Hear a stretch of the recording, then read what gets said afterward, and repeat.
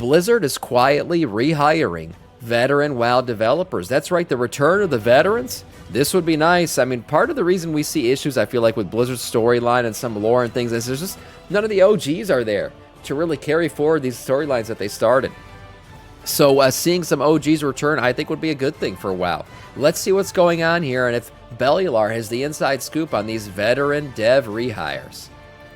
Welcome back to the show. Even though I find myself trapped inside some sort of bizarre dark void, we've got more important things to talk about. Because as Blizzard fans, we've kind of learned something over the years. And that's that games really aren't made by abstract notions like companies or logos. They're made by the people who actually work on them. True. So when one of the most important designers in WoW's modern history quietly walked back through the door, yeah, you do kind of pay attention. The guy's name is Johnny Cash. He left to work in Fortnite 4 years ago. And this is the guy who led and built Legion's artifacts, who helped with the concept of class order halls, and who ran one of the most memorable patches in WoW's history. Patch 7.3's Assault on Argus. Nice. Now he's back, hopefully some big things, man. This guy's done some big shit. We talked about this when I saw this rehire because I thought this was important too. Like Blizzard bringing some of these guys back. Like I said, it's sometimes these companies, they get a brain drain. And it's nice to see them acknowledge, like, hey, man, we need some of these veteran presences back and come and bringing these people back. That's great. Look, the thing is, somebody talked about the stuff that this guy worked on. And yes, artifacts, amazing, class halls, and other things are great. Somebody pointed out the fact that he worked on garrisons and how garrisons ruined the game and everything else. Like, I mean, if the guy, I doubt the guy came up with the idea of garrisons. Just because he worked on a feature of garrisons doesn't mean he's responsible for the entire feature. And might I add, unpopular opinion, I think garrisons were kind of cooler than player housing. I know, that's a crazy thing to say, maybe. Garrisons had their issues in that they kind of, took the player base out of the cities because they were just too much. There was too much good shit to do in them. So people stopped going to cities. But I just think the concept of a war garrison was kind of cooler than a house. I don't know. But that just fits more with the war fantasy to me in Warcraft than housing does. But hey, I know housing brings tons of customizations. And that's the cool thing. And I know there's a lot of people out there who love housing and everything. I don't do it that much, so that's maybe why I don't care about it. But you take that back. Yeah, garrisons were better. I'm not saying they were better in their implementation. I'm just saying the concept of garrisons and building out a base is kind of cooler to me. But anyways. In WoW's history, Patch 7.3's Assault on Argus. Now he's back, hopefully to do more of the same, and as it turns out, he's actually not alone, because there's been a quiet pattern we've been tracking of senior talent walking back into Blizzard. But there's another side to this story. It's all got to do with event timings, the PTR build, and basically, Blizzard may be dangled doing potentially a 2-week delay in a patch. It now seems that is dead, but what is buried in the dates that we've seen hit the PTR is basically, well, realistic launch dates for the next 2 patches of World of Warcraft. Oh, okay. So suffice it to say, we have a lot to talk about. Return of the old so the guard. intro may just sound like I'm kind of glazing Johnny Cash in particular, but really, features in WoW literally do survive based on if someone at the team actually wants to go and do the feature. Hey, you know what I'm thinking? Do you guys remember? I threw this out there. I think it was last week. We were watching the video about the pyromancer or whatever. It was about the sword and shit. And I go, guys, what if we're going to use Anguish from the Prey system to re-empower the sword, which then brings our Legion legendaries back? And we use, again, the most powerful weapons we ever had in the game to fight against the most powerful foes we've ever seen in the game, which is the Titans. We're probably going to need our legendaries. What if we re-empower them, we get a bunch of new skins and customizations for our legendaries, and they bring them back in the last Titan? You're going to tell me people wouldn't be excited about that shit? Or like revamp all the order halls and everything? I know the warrior class has some issues with their order hall in terms of lore and where but they just have a new order hall, I guess. They put their order hall somewhere else. But this would be freaking cool. And then the fact that they're bringing back a guy who worked on some of these weapons, I don't know. Maybe it's all lining up. Maybe they are bringing back Legion legendaries. I have no idea. I would love it. Or I say Legion legendaries. What I mean is Legion artifact weapons. That's what I mean when I say that. So I know the legendaries were another thing in Legion, but I think bringing back artifact weapons would be a win. And hey, maybe I might be right. I don't know. Maybe I just stumbled into the truth. Sure. I mean, did you notice that Midnight was missing two major staples, which are it had no new pet? Yeah, a Xalatath the dagger might need a remake too. Yeah, we might need Priest to have a new legendary weapon. I don't know about the dagger anymore, if that's still available to them. Battle system content. It was actually the first expansion in 12 years to go without that, and also skywriting races are just gone. Now, these were notoriously small-scale things that were made by a few people at most, sometimes even just one person, and they're clearly not important enough for Blizzard to maintain those features when someone leaves or team tasking constraints change. Basically, whenever those people leave, well, experience and knowledge just walks out the door. Now, Cash leaving, as an example... Pre-watch? What the fuck did I say to make you think that? But Evokers would be shafted out of Order Hall. What do you mean? This is a great opportunity for Blizzard to make an Evoker Order Hall. Could you imagine it? I mean, they obviously have a whole Dragon Isles and everything. They could put that Order Hall anywhere over there, and it would be great. You see a bunch of finally the Scaly boys can meet up at night without having to go to Moonguard. It'd be great for them. Could be part of what ultimately kind of killed off pet battles, because he was the one who made them back in Mists. Wow, so perhaps with him back at Blizzard, well, they've now got a senior dev with 8 years of experience and the exact knowledge of why people liked past systems like, as an example, artifacts. Now, in his LinkedIn, he actually calls out how he used class fantasy to make the artifacts and their quest lines feel so special. They were special. I'm not saying that suddenly the next patch is going to have class holes back or anything like that, but I think what it does say is that there'll be someone in the room at Blizzard fighting for that kind of content in the future. I didn't know Belial was going to say this, okay? And now I see why you fuckboys were saying pre-watch. Looks like you're the fucking pre-watchers because you knew he was going to say this already when I was saying it. You fucking pre-watching my pre-watch? Are you serious, guys? Is this what's going on right now? No, I really didn't know this was... I talked about this before Belial even dropped this video. Go check the fucking videos. Go check my shit on my YouTube channel. I already fucking talked about this, okay? Everybody calm the fuck down. Now you guys are the fucking pre-watchers. Can't believe this shit. You guys accusing me of shit you're doing. Unbelievable. That's pretty good, and I've actually got a little bit more precedent to go on here, because Johnny Cash is not the only returning dev who would appear to have some impact. The next is Jeff Hamilton, a senior designer that left for Riot and has been back for about a year. Now, he was the guy most famous for BFA's corruptions and perhaps most infamous for a few Maw-related things, but there are echoes of his work. This guy did the corruption system? Look, I'll say it right now. Anybody who missed out on the corruption system back in BFA, you missed out on a great patch, man. I know some people dropped off in BFA, they stopped playing, they didn't like Azerite armor, so they just dipped the fuck out. But the corruption system patch was freaking hilarious. That shit was game-breaking. We had freaking 40-man tank raids. It was insane. It was a good time. So anybody who actually got to do that corruption system stuff, it was fun. It was. So yeah, bringing back the guy who did corruptions, that's pretty cool too. Where across the game. I mean, for one example, 1207's Omnium power-up feels like it's got some of his influence on it, and the ground mount... It was awful. Of course, Sam liked it. And I get that it's not something that could just be in the game constantly, because it broke the game. But as a final patch to an expansion, I think it's kind of fun to break the game a little bit towards the end there. You know, let people walk around like gods for a little bit before the next expansion comes out. Why not? I thought it was pretty fun. Only world content in Shadowlands has definitely got a different flavor to, say, Midnight's base zones. I wouldn't be surprised if he was perhaps consulted for some of his experience. You know, as the guy who designed the Maw, he probably knows better than anyone how to avoid the many, many problems that thing had. Yeah. There's another person then, Graham Berger, who you may have seen on camera. Preach once interviewed him for a video and came away basically calling him the future of WoW combat. Not long after that, he left the company, but we may best know him as the lead behind the Evoker, which did turn out to be a fairly amazing class in how it plays. I mean, yes, it's a bit niche, but the people who love it really do love it, and as much as augmentation has got a few wrinkles, it does now fit into the game pretty well. Bring back the guy who did order halls and artifact weapons, and then you bring back the guy who did evokers, and evokers never had an order hall. Interesting how all these things are connecting. Man.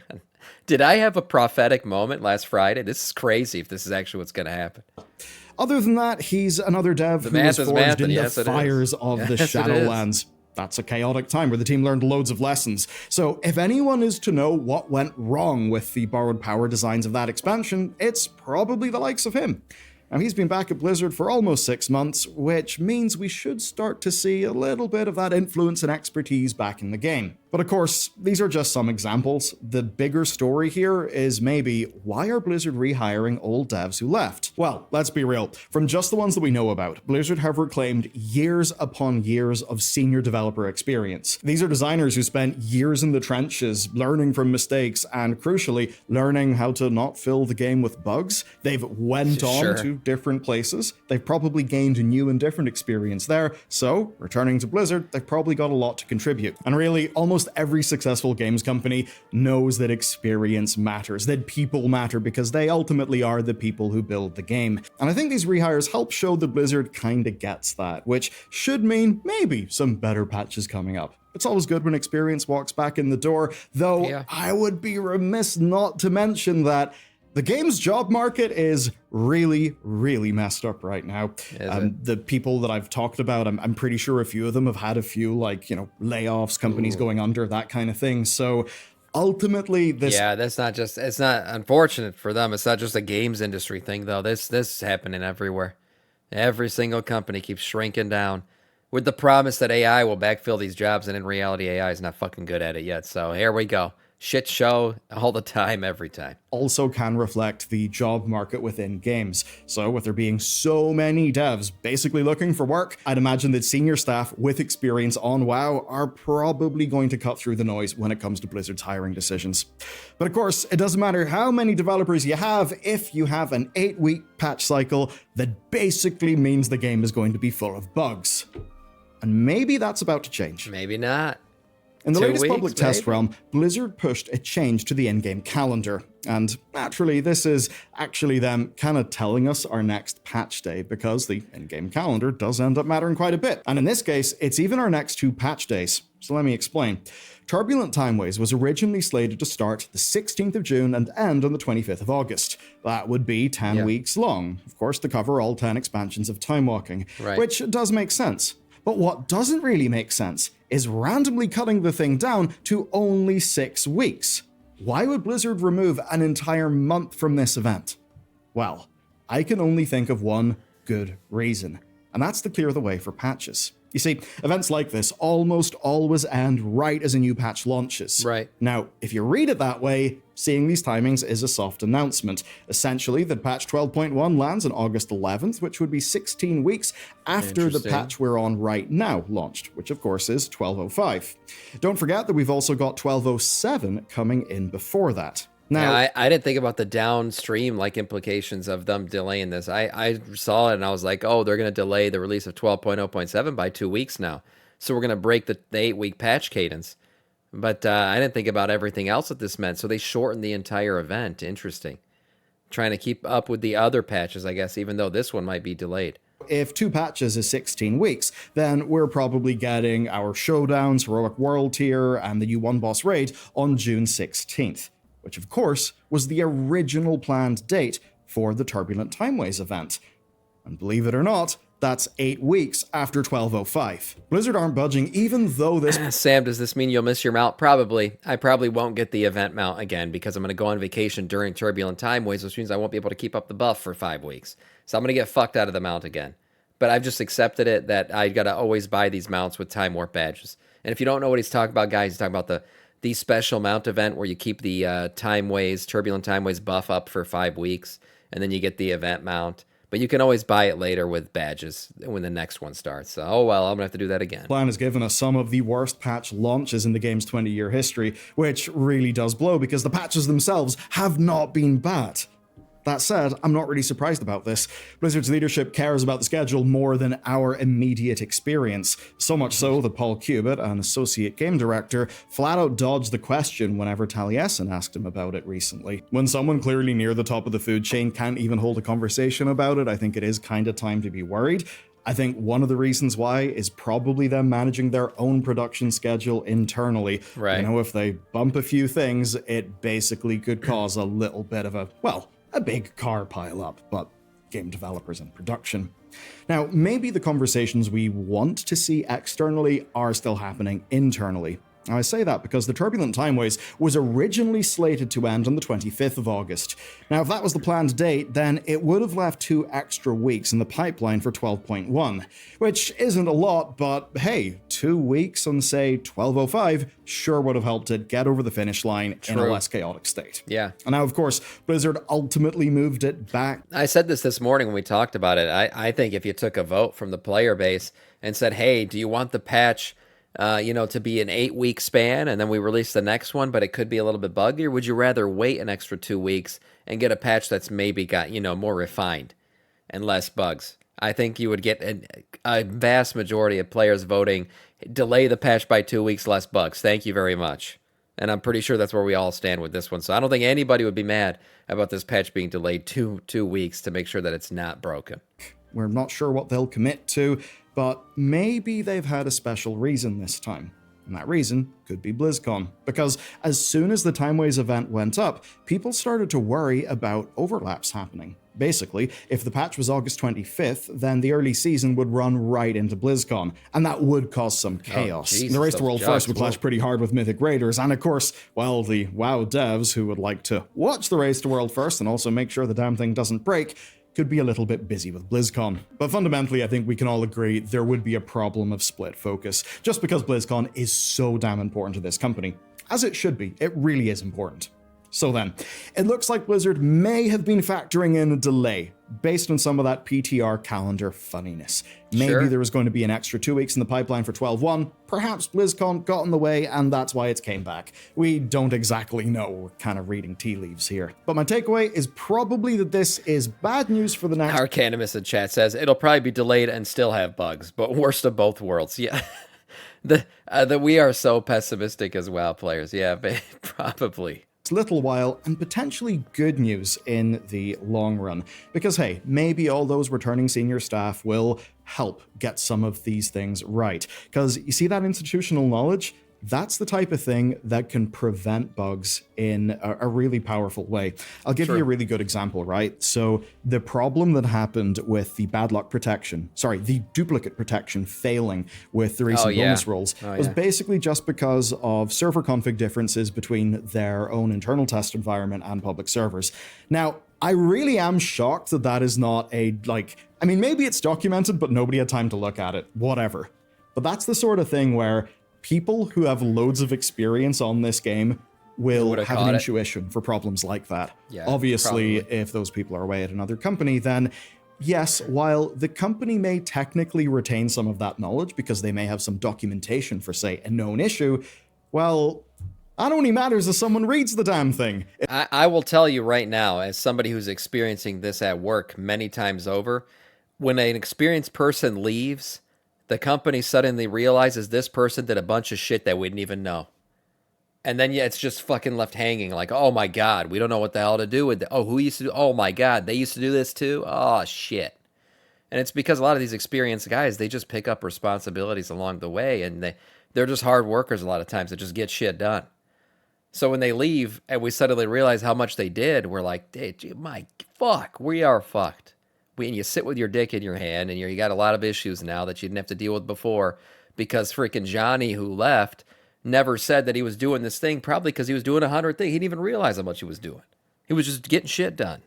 And that's a problem. It only matters if there's a process that's realistic that people can follow. And all too often companies lean in that sort of thing. That can end up leading to a hell of a lot of bloat. Where ultimately, if you've got some turbo experienced devs with finely honed intuitions about the product, about the code base, all that stuff, well then there's just loads of problems you'll never run into because an intuition will pop into their head. They'll get a spidey sense for bugs, and well, that's just one of those soft factors that you can't really plan to get it back. At best, you need to plan to not lose it in the first place. Right. And hopefully that's a lesson they've learned. But of course, we can't always be playing defense. We can't be developing from a position of fear of the player base. As a ex-WoW designer from way back in the day, Kevin Jordan would always say, fear knows no love. Developing out of fear is maybe not the best thing. And that's why the future is important, and a part of that future is Heroic World Tier. There could be issues with how it gets into the game, but I will tell you what, it is so goddamn interesting. We've done a whole bunch of playtesting, and you can learn all about it in this video next. Yeah, no, great video, and I do think Blizzard rehiring some of these guys is a good thing for sure. I think their experience will help out, and I think it does maybe hint at some shit coming back that we once liked a lot. So we'll see order halls and artifact weapons and all that. I mean, I was throwing that out there because it excited me, and I thought, hey, it makes sense in terms of lore. Now these guys coming back who dealt with these systems could definitely be where we're going. Nice video overall from Bellular.